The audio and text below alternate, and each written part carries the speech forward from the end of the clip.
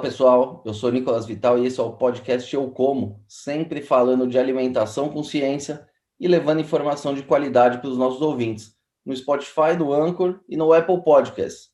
E também em vídeo no nosso canal do YouTube. Já segue a gente? Se ainda não segue, não se esqueça de se inscrever nos nossos canais. Muito bem, pessoal. Hoje nós vamos falar sobre um tema curioso, mas que tem contribuído para o bem-estar e a preservação das abelhas, os hotéis de abelhas. Não entendeu nada? Tudo bem, eu explico. Esses hotéis são, na realidade, estruturas instaladas em fazendas que acolhem abelhas solitárias, aquelas que não vivem em comunidade e que são a maioria, né? Ao contrário do que muita gente pensa. E são importantes para a polinização das lavouras. Mas para entender melhor como funcionam esses hotéis, hoje nós vamos conversar com o zootecnista e apicultor Heber Luiz Pereira, que é mestre e doutor em zootecnia. Ele é instrutor do Serviço Nacional de Aprendizagem Rural, o Senar, e também consultor técnico na área de apicultura e preservação de polinizadores. O Dr. Heber é um dos coordenadores do projeto BeeCare, que vem instalando esses hotéis, que já são muito populares no exterior, em fazendas em todo o Brasil. Doutor, obrigado por aceitar o nosso convite. É uma honra ter você com a gente aqui hoje. Olá, tudo bem? É uma honra também estar participando aí do programa Eu Como, sempre divulgando conhecimento aí de ponta aí para o pessoal entender melhor, né, o que está comendo, né? Importante. Doutor, então vamos começar essa conversa aqui do começo. O que é esse tal de hotel? Eu já expliquei aí que são estruturas e tal, mas para que serve? Por que as abelhas precisam ter um hotel para que elas tenham um bem-estar aí no meio das lavouras? Essa ideia já é uma ideia já antiga, é bem comum na Europa, Estados Unidos, se construir estruturas que favoreçam aí a permanência, a reprodução de espécies de abelhas, especialmente as de hábito solitário. A gente não olha tanto e às vezes a população desconhece, mas a maioria das abelhas são de hábito solitário, né? 80% aí das abelhas, mais ou menos, são de hábito solitário. E como não produzem mel, a pessoa nem liga muito para elas, né? Mas tem uma importância muito grande aí na produção vegetal. Mas só para o pessoal entender, essas abelhas solitárias que a gente chama, é só porque elas não vivem em grupo. Então, como ela não vai para colmeia, ela não produz o mel. Mas a função dela é ficar ali na lavoura fazendo a polinização. É isso. Isso, as diferentes espécies de abelhas têm comportamentos diferentes, que são, vamos dizer assim, mais adequados a determinados tipos de plantas, né? Então, essa diversidade de abelhas é importante, porque determina o maior ou menor sucesso reprodutivo de determinada planta, né?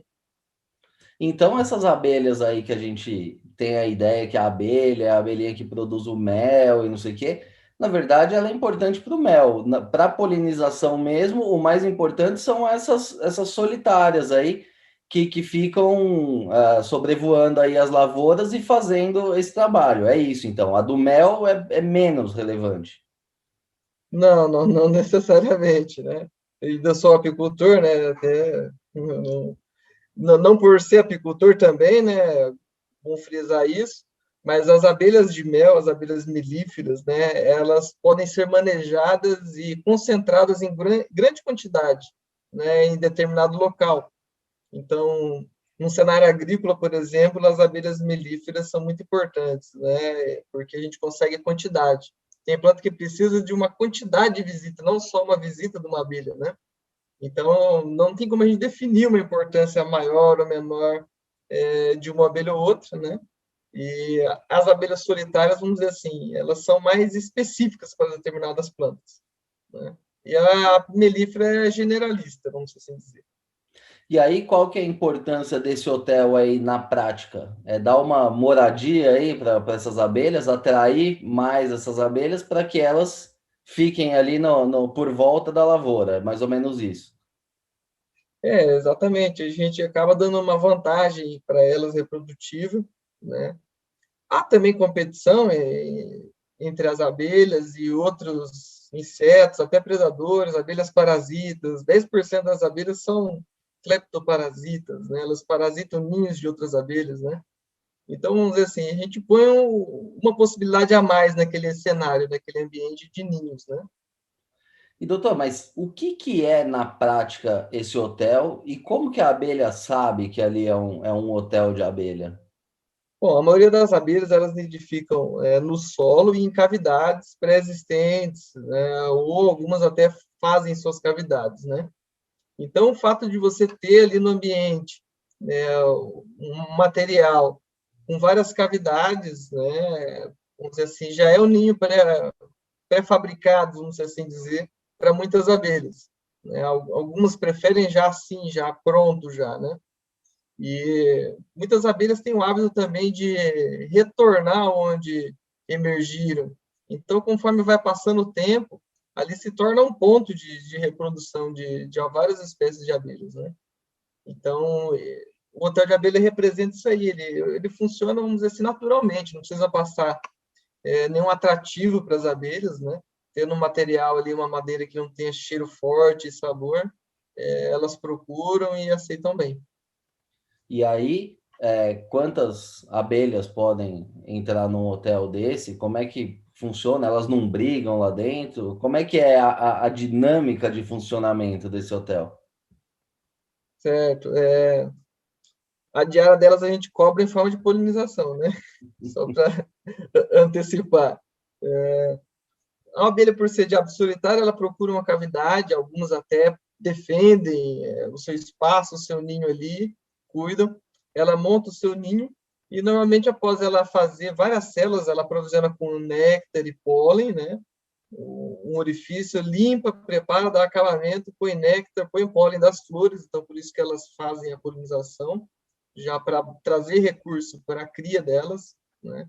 Ela coloca um ovo, fecha e vai formando células ao longo desse canal, é um orifício, né? Ela vai formando células e depois ela sela tudo aquilo lá e vai embora. Então não tem uma sobreposição de geração também. Ali não, as filhas não acompanham os pais, vamos assim dizer, né? Igual nas melíferas, né? Mas então, ó, esse hotel ele serve também como maternidade das abelhas. Ela bota os ovos ali, vai embora e dali a pouco outras vão nascer ali já na mesma região. Isso, não necessariamente a gente fala hotel tem aquela ideia de que é para passar a noite, né? Só ter uma diária e ir embora, né? Algumas passam, né? Às vezes quando tem também um problema climático, algumas ficam ali, né, no ninho até melhorar as condições. Mas tem abelhas até que pousam em flores à noite, né? O hotel mesmo é um local para nidificação, para construção do ninho e para ela se multiplicar. Então o nome certo seria maternidade, não hotel. Exato, né? E doutor, o senhor coordena aí esse projeto Bee Care, né?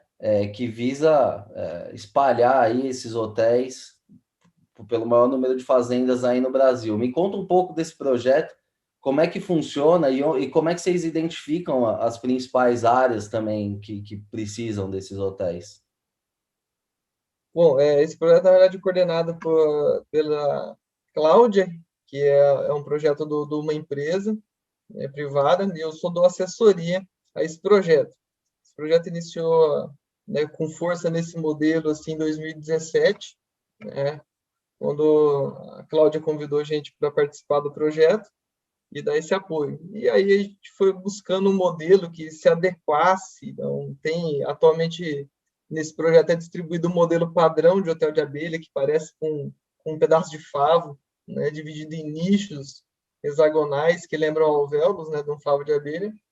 E a gente chegou nesse design aí para que ele seja adaptável, para que a gente possa ter separações e também para ser informativo. A maioria dos hotéis de abelha ele vai com 2 nichos dedicados à educação ambiental, justamente para trazer essa conscientização, esse conhecimento das abelhas solitárias, que poucos conhecem, né? E aí a gente acaba, vamos dizer assim, é, reforçando, né, a importância da preservação dessas espécies de abelhas, né? E aonde que eles são instalados? Você disse que tem uma parte de educação em áreas comuns aí ou no meio da lavoura? Não, em áreas comuns, né? No meio da lavoura, por uma questão assim, de logística e não interferir em nenhuma operação agrícola, eles não são recomendados que se instalem na lavoura em si. Mas nesse projeto foi doado para algumas instituições de ensino, né, parques públicos também, escolas, né, e não representa risco, é uma estrutura que, pela essa abelha ser de hábito solitário, essas abelhas, elas não demonstram um comportamento defensivo que nem na melífera, haja visto que o sucesso reprodutivo depende dela estar viva totalmente, né? Não tem outras colegas, né? Então, o comportamento defensivo delas não é tão acentuado que nem nas abelhas melíferas.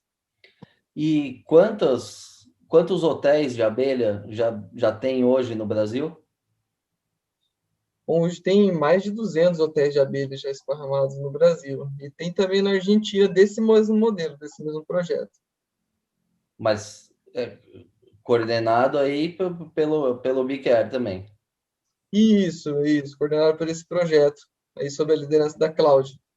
E como é que funciona isso na prática? Vocês que escolhem os lugares, ou são, enfim, clientes, ou são, enfim, locais de interesse? Se eu fosse um produtor hoje e quisesse ter um, como é que eu fazia? Hoje tem produtores clientes dessa empresa, eles podem resgatar, ter um programa de pontos que eles trocam por esse tipo de estrutura também, né? E é uma ideia que também que foi feita também para difundir o conhecimento das abelhas e para ver que é algo simples, dá para ser feito também, né? Qualquer pessoa pode preparar ali um suporte, colocar madeiras furadas que as abelhas vão utilizar assim. Não necessariamente aquele modelo que funciona, né? Aquele é um modelo que faz parte de um projeto, né? Mas os agricultores aí que podem ter acesso a esse tipo de estrutura.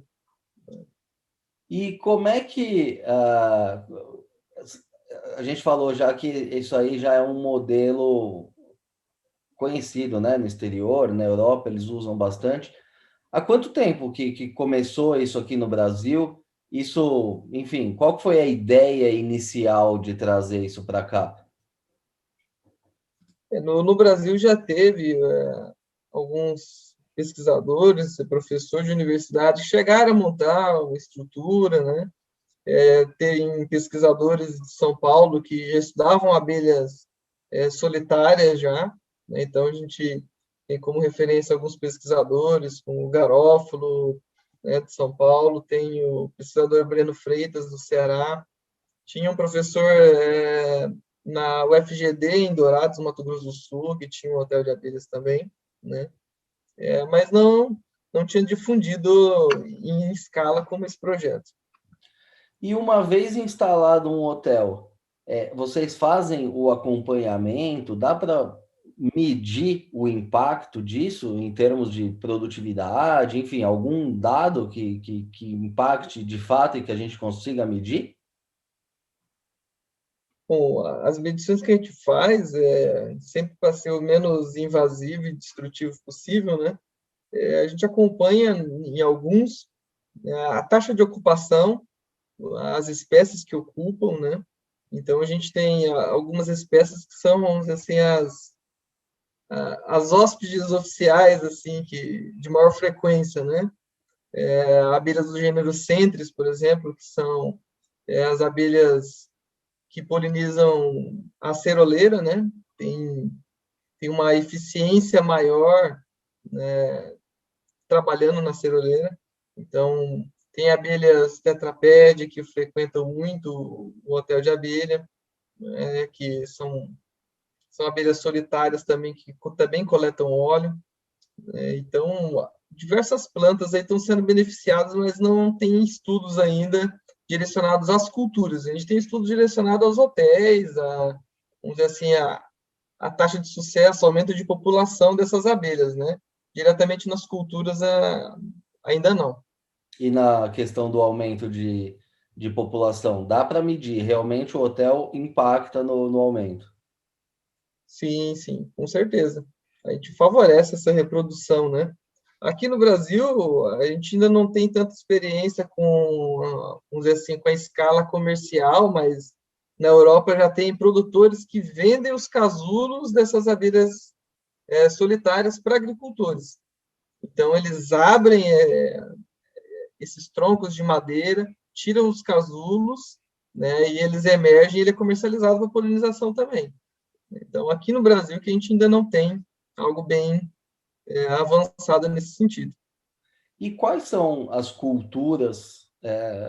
Claro que todas demandam, né? Mas hoje, no universo aí de vocês, dos hotéis, quais são as culturas que mais têm demandado isso? São as grandes culturas ou são culturas menores, mais, enfim, mais segmentadas aí da experiência de vocês? Como que tem sido? Bom, na verdade, a intenção não era exatamente estudar o impacto nas culturas aí que produzem alimentos, né?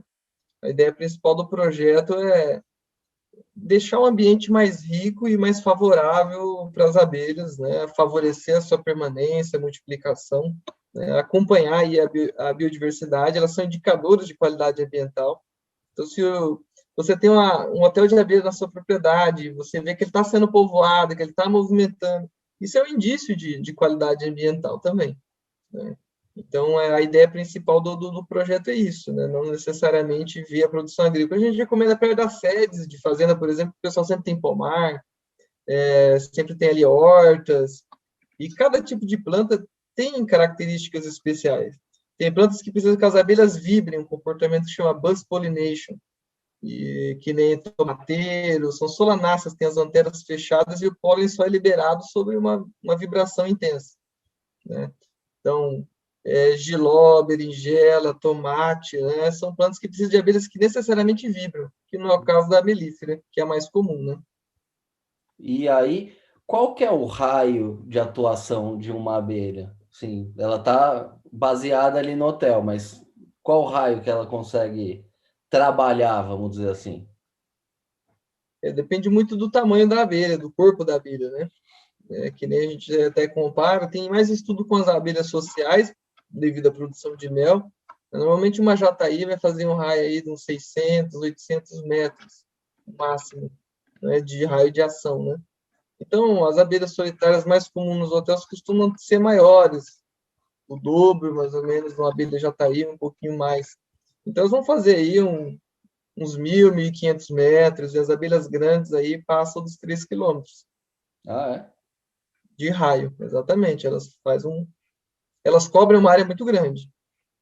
E uma coisa assim que pouca gente sabe também é que a abelha não é tudo igual, né? É bem o que você estava falando aí. Existem várias espécies, várias solitárias, várias melíferas, né? Que vivem em comunidade, aí nas colmeias. Quantas abelhas tem hoje aqui no Brasil identificadas, mas não diga assim, essas muito raras que foi identificada uma. Não, quantas são as abelhas de verdade que estão aí espalhadas aí pelo Brasil, hoje trabalhando tanto na polinização quanto na produção de mel? Aqui no Brasil a gente tem mais de 2.000 espécies de abelhas, né? Então, a toda hora está sendo atualizado, né? Inclusive, como parte de um projeto desse, a gente até fez um levantamento de abelhas numa propriedade em Goiás e identificou uma abelha que não estava ainda catalogada, foi publicada agora em dezembro, agora de 2020, né?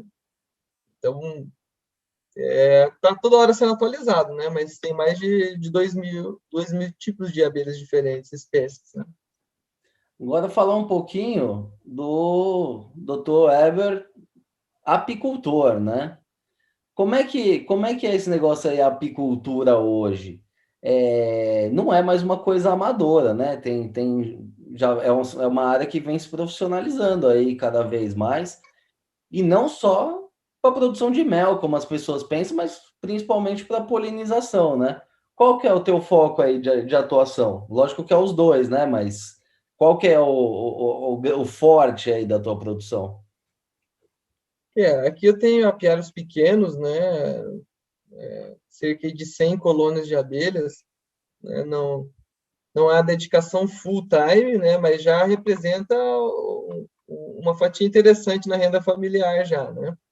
E hoje em dia a gente ainda tem muitos que são, vamos dizer assim, apaixonados, né, por abelha e mantêm as abelhas assim, mas por hobby, por gosto, não a nível profissional. Então, agora a gente já tem grandes apicultores aí com 500, 800, 1.000, 2.000, 3.000 colônias no Brasil. Mas e como é que Isso fora funciona esse negócio na prática? Você tem as caixas aí na tua casa e aí você vai viajando e colocando essas caixas, deixando um tempo, depois você tira de um lugar, põe em outro. Como é que é a dinâmica disso?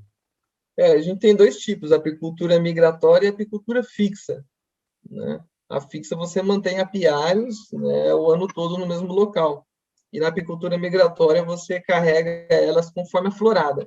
Ah, tá florindo eucalipto, leva para a região de eucalipto, depois desce para uma região de plantanabo no inverno, passa na região que tem laranjeira, por exemplo, que vai daí final de julho, agosto, florada, né? Depois sobe aí para uma mata atlântica, que vai ter capixingui, que vai ter plantas que vão florescer bem aí com a força da primavera, e vai Mas migrando, depois leva de novo para o eucalipto. Mas aí você, como apicultor, que fica atento a essas oportunidades para produzir o mel, ou são produtores que precisam ter um reforço lá na polinização que te ligam, ó, Éber, traz aí tantas caixas para mim. Qual que é a frente principal? No meu caso, que é apicultura fixa, né, não tem estrutura ainda para fazer toda essa movimentação, mas tem apicultores que vão pela florada e tem apicultores que vão pelo serviço de polinização. Aí é feito um contrato com o produtor, né, com data de chegada de abelha, de saída de abelha, de qualidade da colônia, como que ela tem que estar em quesitos de força, né? E aí ele fica só o período da florada mesmo, né? Então, tem essa experiência bem forte com melão e com maçã aqui no Brasil, né? E, e tem uma empresa hoje também, que é uma startup, está começando aí com muita força, que faz essa conexão, agricultores, apicultores, intermediam aí essa negociação, o que facilita muito o processo, né?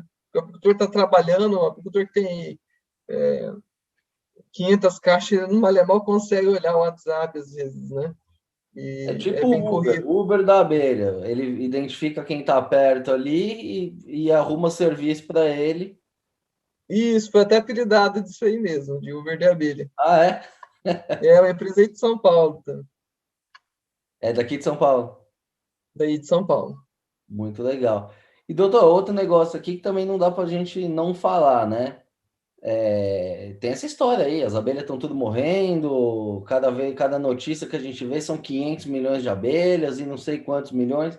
Como é que é isso? As abelhas estão morrendo mesmo? Está correndo risco de extinção? Isso é exagero?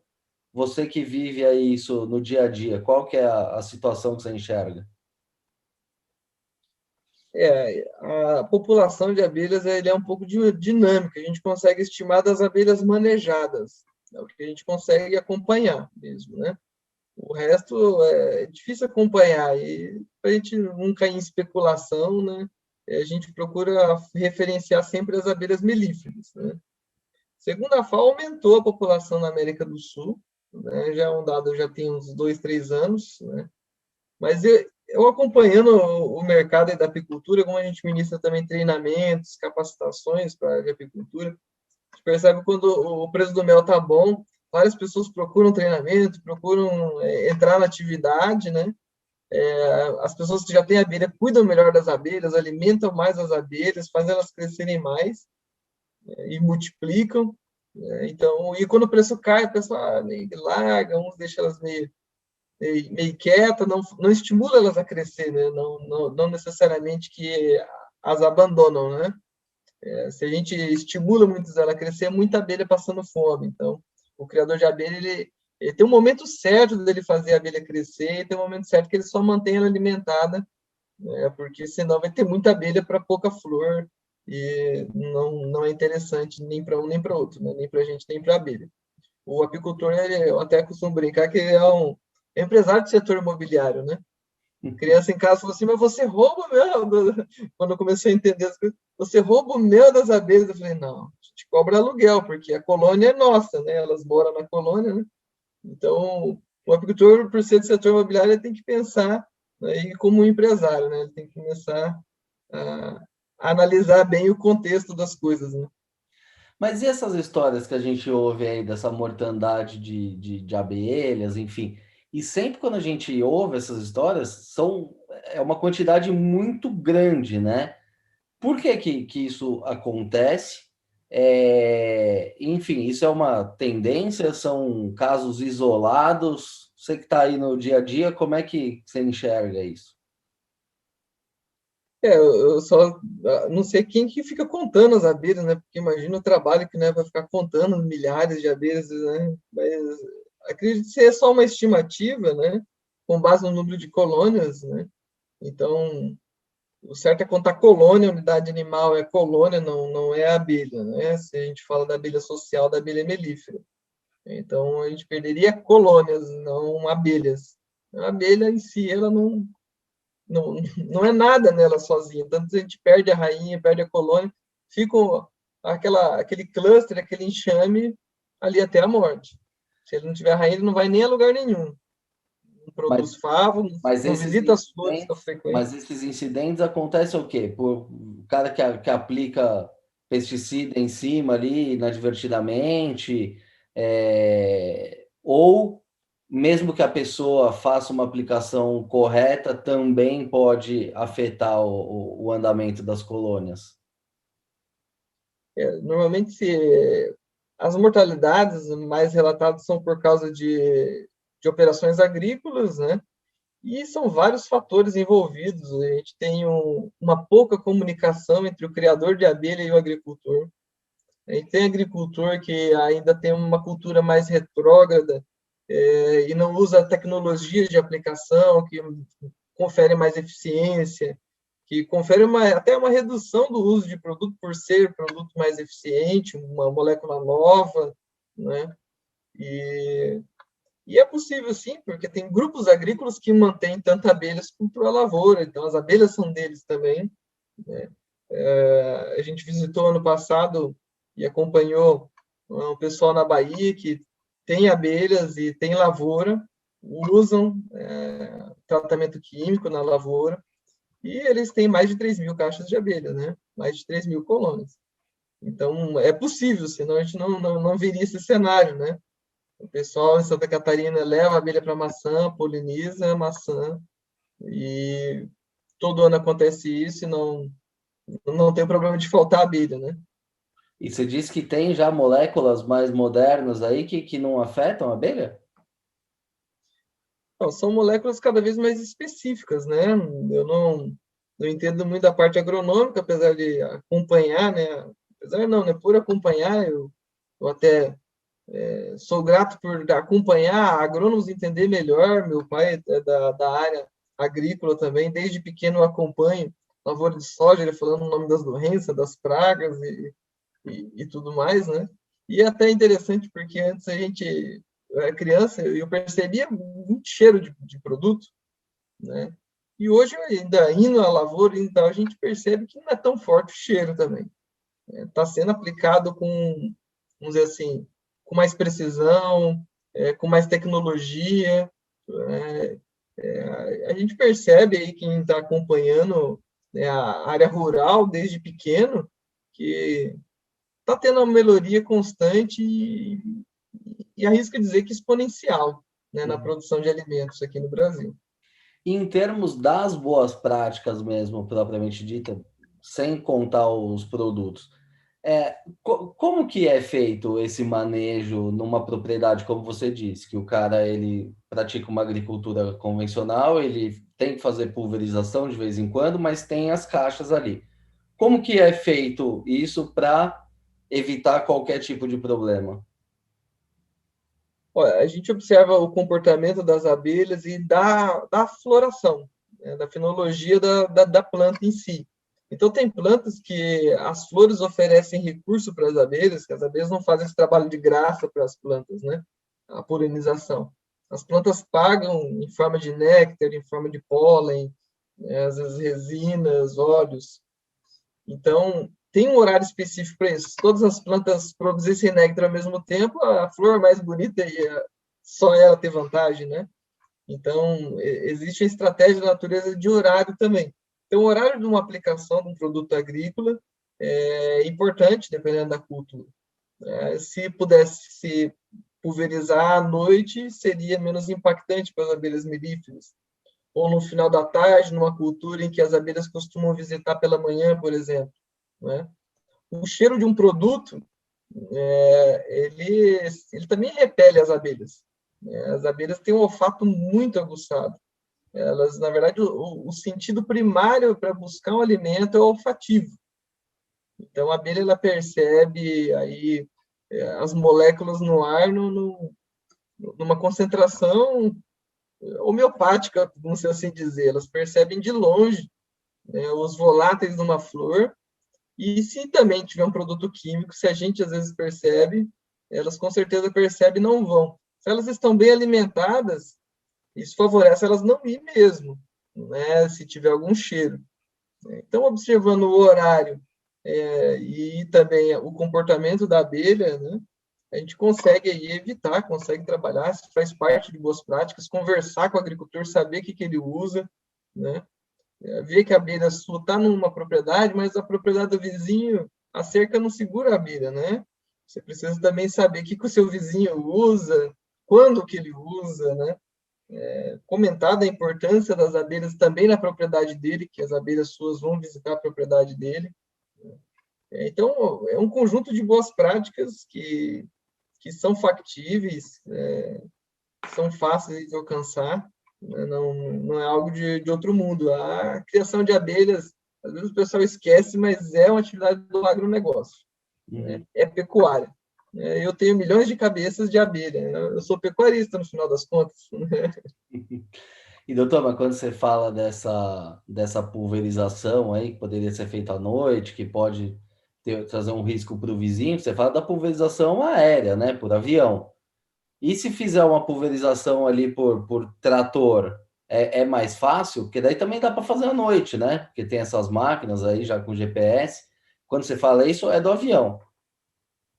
Sim, tanto, mas o avião também pode ser bem pela manhã, dependendo da cultura. A abelha, por exemplo, a soja, tem alguns estudos da Embrapa Soja que indicam que a abelha vai visitar essa cultura a partir das 10 da manhã, com intensidade, né? Então, para aviação agrícola também é legal os horários mais cedos também, né? Eu acredito. E dá para consorciar dessa maneira. Quando já é uma pulverização terrestre, fica mais fácil, como você falou, né? Mas de todo jeito, na questão de pulverização, né, existem alguns fatores que determinam se o alvo vai ser bem atingido, né? Como a umidade relativa do ar, a temperatura e o vento, né? Então, eu acho que conversar com o agrônomo da propriedade, entender, ele vai saber uma solução mais clara para que não haja deriva de produto, né, e afete as abelhas, né? E, doutor, voltando um pouquinho lá na questão dos hotéis, como que é feito para garantir que outros insetos não invadam lá o local também, que não esteja briga, ou pior, que apareça algum predador das abelhas, o cara fica ali só esperando as abelhas aparecerem para ele dar o bote. Isso pode acontecer? Como que é feito e como que os outros bichos não vão lá? Sim, isso pode acontecer, ter aranha morando ali, formiga morando ali, até outras abelhas parasitas, né? Algumas pragas, ácaros, algum tipo de fungo.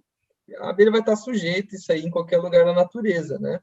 O ideal, se tiver muito sujo com telhas de aranha, dá uma varrida no hotel de abelha também, né? Para que fique mais limpo. Mas, no geral, quanto mais orifícios tem, mais tubos tem de madeira, mais favorável fica para elas, porque é uma maior segurança ter vizinhos, né? Então, até as do centro são mais protegidas, né? Muitas abelhas têm até o hábito gregário de fazer sempre no mesmo local vários. É individual, cada uma tem o seu ninho, mas tudo ali pertinho, todo mundo vizinho. E aí, você entrou num ponto também. Você disse, o produtor pode limpar, pode fazer alguma coisa.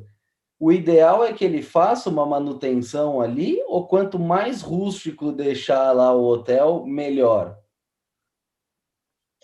É bom deixar ali bem à vontade o hotel, mais rústico possível, né? Mas observar se está pegando sol, de maneira com que não fique úmido e gere fungos, né? A manutenção seria mais no sentido de analisar se ele está se mantendo, né? Se a estrutura está se mantendo, se tiver alguns orifícios que já estejam em desuso, né? Observar um local em desuso, você pode limpar com uma broca, com uma furadeira, né? Mas a manutenção, assim, não exige uma manutenção, assim, que você fala, precisa fazer todo ano isso, né? Se tiver com muita teia de aranha, passa na vassoura, dá uma mãozinha para as abelhas, né? Dá mais uma ajuda, né? Já colocou o hotel de abelha, já dá mais uma varrida também, né?